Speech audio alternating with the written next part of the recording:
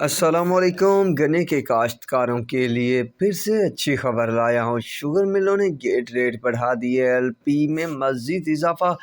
ताज़ा तरीन rate update share होंगे इस वीडियो में, तो एंड तक बने रहिएगा। जो दोस्त नए हैं, अगर वीडियो अच्छी लगे तो हमारे चैनल को सब्सक्राइब और हमारी वीडियो को लाइक और शेयर करना मत भूलिएगा। दोस्तों, बात करते चलें रानीपुर शुगर मिल की, तो आज उसने जो रेट है 550 रुपये बना दिया है। इसके अलावा Chaudhary sugar mill coat Samaba ने गेट रेट में 20 रुपये का वैरायटी में इजाफा और 15 रुपये का नॉन वैरायटी में इजाफा कर दिया है, जो कि बहुत ही बढ़िया अच्छी लाजवाब खबर है। इसके अलावा जेके शुगर मिल ने जो है सरदारगढ़ से 452 रुपये रेट कर दिया है। इसके अलावा JDW शुगर मिल यूनिट 2 माची गोड ने जो है टंडन शोए खान से जो है 432 रुपये रेट बना दिया है। ये अब तक की ताज़ा तरीन अपडेट थी जो आप सबके साथ शेयर करनी थी। मज़ीद अगर कोई अपडेट आई तो वो भी ज़रूर दोस्तों के साथ शेयर कर दूँगा।